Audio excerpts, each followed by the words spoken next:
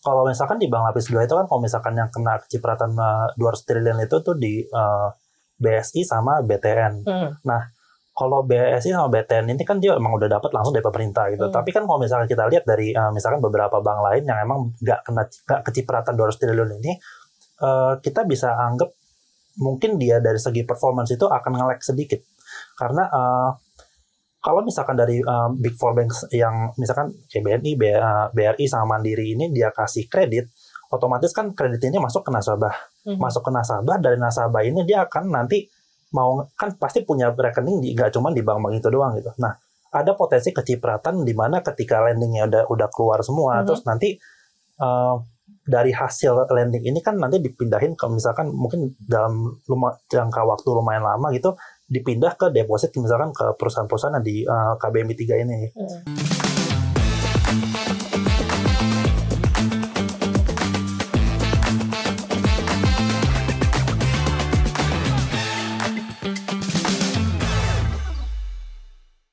Sobat Cuan, apa kabar? Selamat datang di podcast Cuap-Cuap Cuan. Kita ada di Paham Pantauan Saham. Makin paham, makin cuan.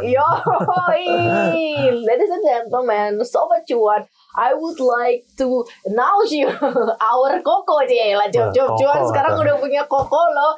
Ada Koko Gelson Kurniawan, Equity Analyst CNBC Indonesia. Hai Koko Gelson, how are you? So far so good. So good. Ini first time ya akhirnya ya. Masih deg-degan jadi ya. Jadi kalau misalkan nanti banyak belepotan, maaf ya Sobat Cuan. Thank you ya. Iya. Akhirnya sudah memberikan warna di podcast Cuap-Cuap Cuan. Karena tuh beberapa equity analyst yang ada di sini tuh udah dinotis sama Sobat Cuan. Jadi mereka tuh udah tahu kepengennya dengerin apa gitu. Kalau lagi ada hot issue apa, mereka pasti langsung lari ke Paham.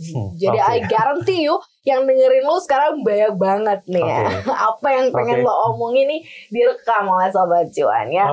Oke, kita mau bahas apa nih? Karena kita kan mau ngomongin soal masalah saham-saham banking. Karena kan kemarin banyak ya reaksi pasar kemudian di market kita terutama di IHSG itu kan tadinya nggak didukung oleh bobot yang cukup karena banyak saham konglomerasi yang perform. Sekarang fundamentalnya udah gerak karena saham-saham bankingnya juga udah mulai gerak. Walaupun kemarin banyak tinggal asing ya, beberapa yang big cap. Makanya kita nggak ngomongin yang big cap, kita ngomongin yang second liner justru nih. Tapi gue sempat penasaran juga sih, big cap ya terbang, mau turun, mau apa nih second liner apa kabar sebenarnya gitu. Second liner perbankan tuh yang lo lihat apa kabar sekarang?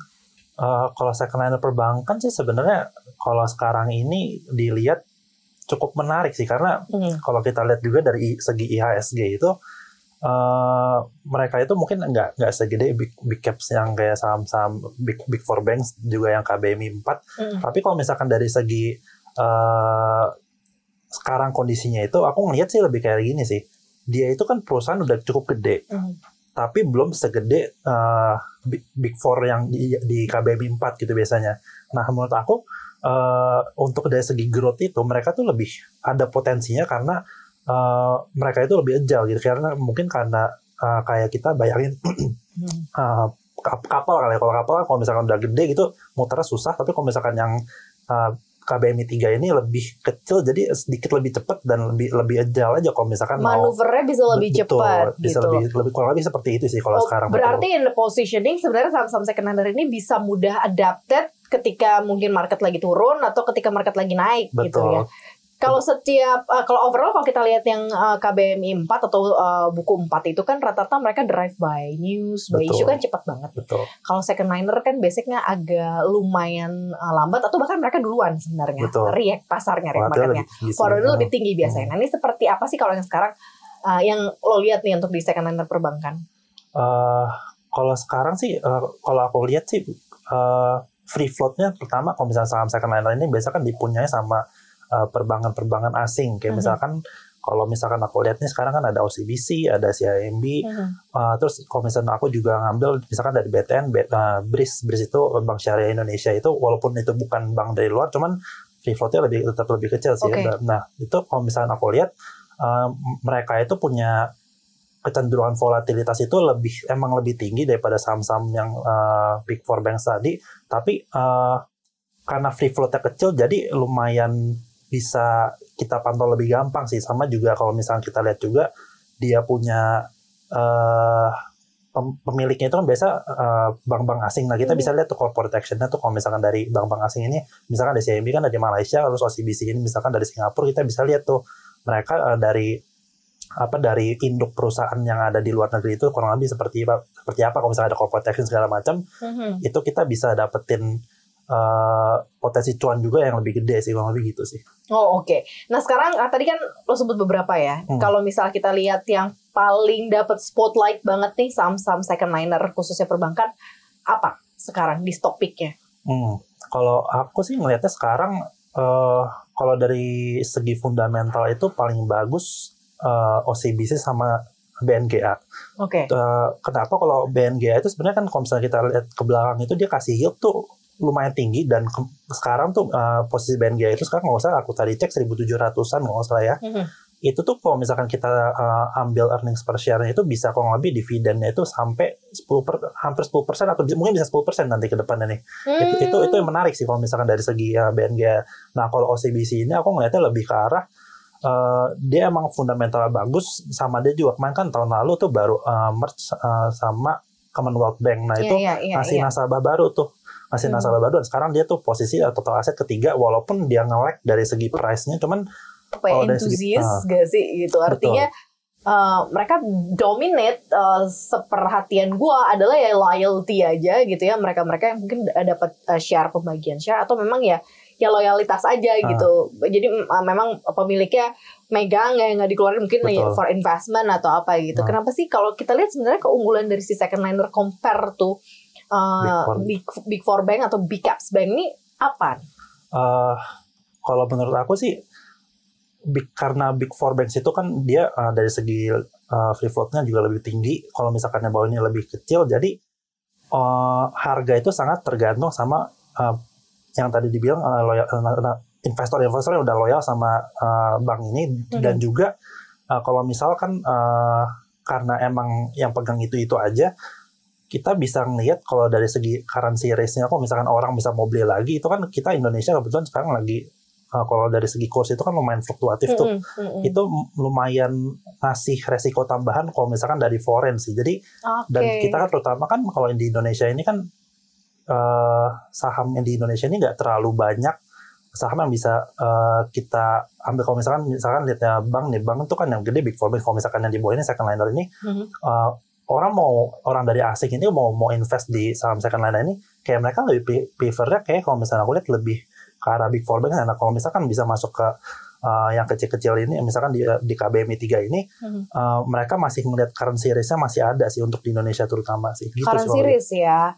Karena kan sebenarnya yang membedakan karena permodalan aja gitu, modal lebih gede, makanya lo masuknya ke Big Caps Bank. Betul. Gitu ya. Semakin kecil modal, makanya makin turun tuh ke buku 3, buku 2, buku 1 gitu, atau BPR gitu, Bank Perkreditan Rakyat. Betul. Ini masalahnya permodalan aja. Tapi kalau dari sisi agility, sejauh mana si second liner bank ini cukup agile gitu, yang yang lo lihat gitu kan, karena balik lagi gitu ya, pemiliknya itu tuh aja, dan kemudian juga entusias karena mungkin kalau asing kan masuk gede banget nih, harus ada bobot yang sebesar itu kan gitu. Nah ini yang nggak dipunyain sebenarnya mungkin ya di second liner bank ini. Tapi kalau yang lo lihat dari sisi agility-nya, mereka cukup bisa ikut oke gitu. Terus in the short term gimana gitu ya, in the mid term atau in the long term gimana, atau justru kalau memang tertarik untuk di second liner, ya mindset investasi lo adalah jangka panjang. Betul. Udah ada it gitu. Nah menurut lo gimana, Koko?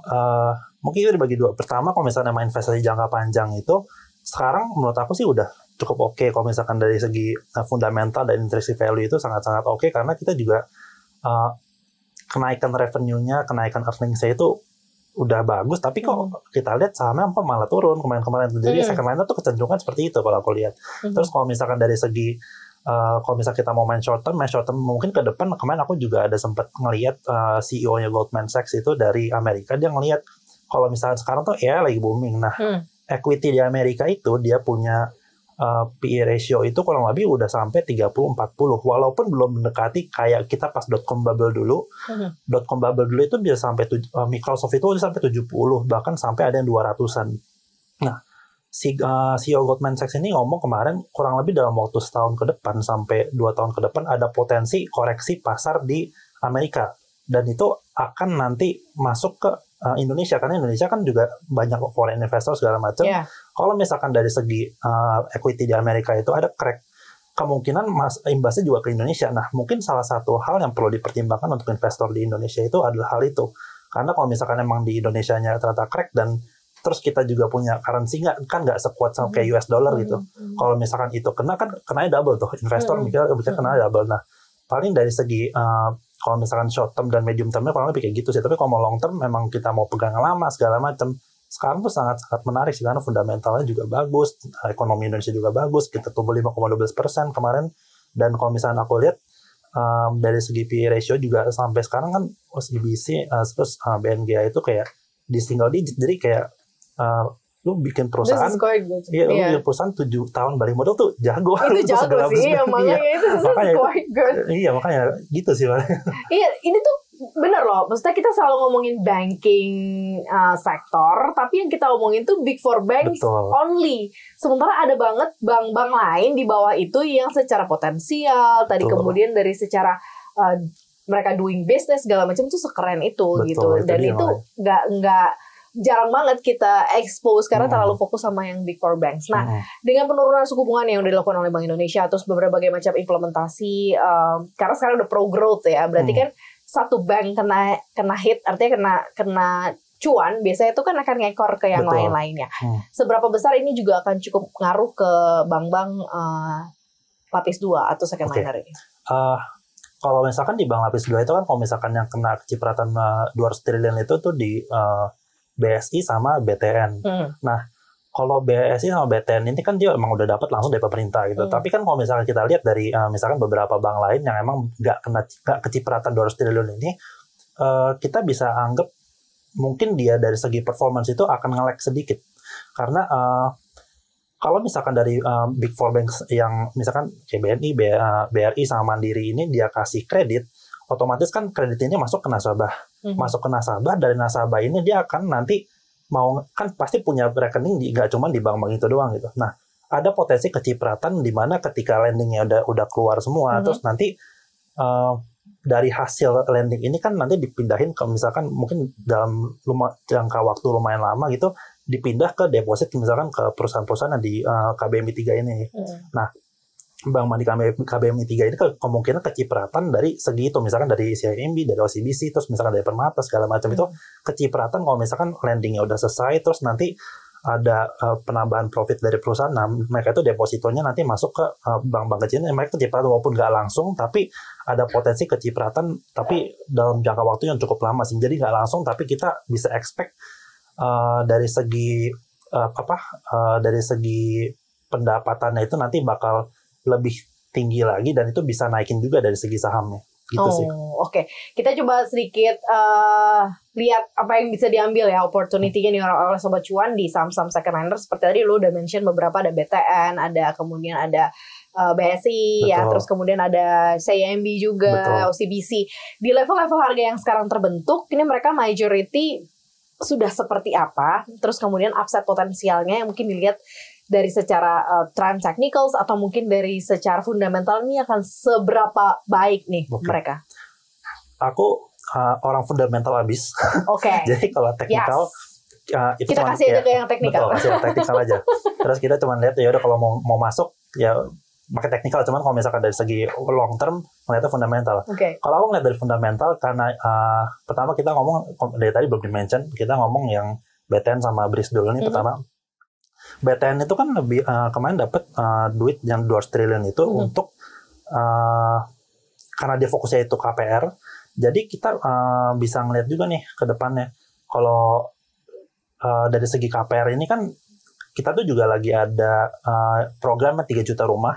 Itu tuh bisa ningkatin untuk si narasi KPR-nya ini untuk dia juga ningkatin portfolio growth nih ke depan. Jadi dia lending growth-nya tinggi, nanti mau nggak mau kan otomatis dia punya profit juga tinggi. Kalau BSI kita lihat sebenarnya BSI ini kan dia the biggest ya untuk dari segi bank syariah di Indonesia. Nah ini juga pangsa pasarnya kalau kemarin aku lihat juga ternyata lumayan jauh nih, kemana-mana tuh ada ternyata. Itu bisa menjadi salah satu hal penting juga, dan di BS ini dia juga ada program bagi hasil. Kalau misalkan di bank syariah, bagi hasilnya ini dia nanti alokasiin ke dalam tabungan berbentuk untuk nanti nasabahnya ini jalan-jalan ke Mekah gitu. Itu salah satu hal gitu betul. Ya. Itu salah satu hal yang cukup menarik sih. Dan kalau kita lihat dari segi fundamental, menurut aku sih hampir semua KBMI 3 ini udah oke karena didukung dari ekonomi sistem. Kita ngeliat dari sistem ekonomi dulu itu udah oke. Kalau udah kondusif, mereka harusnya dengan tambahan likuiditas juga harus digenjot, nanti earnings-nya juga harusnya dengan sendiri bakal naik sih. Lebih gitu sih. Oke. Kita based on fundamental nih ya Sobat Cuan. Kapan lagi kita dapat ilmu terus dapat facts secara fundamental dan diingetin sama Koko Gelson bahwa ada perbankan lain selain Big Four Banks yang bisa dilihat, dan opportunity kenaikannya pun juga ya terimbas oleh isu dan news yang beredar. Mereka juga kena loh gitu. Mereka juga dapat loh 200 triliun, bukan cuma buat mereka yang gede-gede aja gitu. Ada BTN, ada BSI yang juga dapat gitu ya. Thank you banget Koko Gelson. It's a wrap. Thank you so much udah kasih banyak insight buat Sobat Cuan. Dan thank you juga Sobat Cuan udah dengerin kita. Jangan lupa dengerin kita ya. Fresh from the Oven-nya di mana? Di Spotify. Setelah itu nonton kita juga di YouTube-nya Cuap-Cuap Cuan ya. Dan follow Instagram kita di @cuap_cuan. Thank you so much udah dengerin Paham hari ini. Maria dan juga Koko Gelson pamit. Say bye. Bye-bye.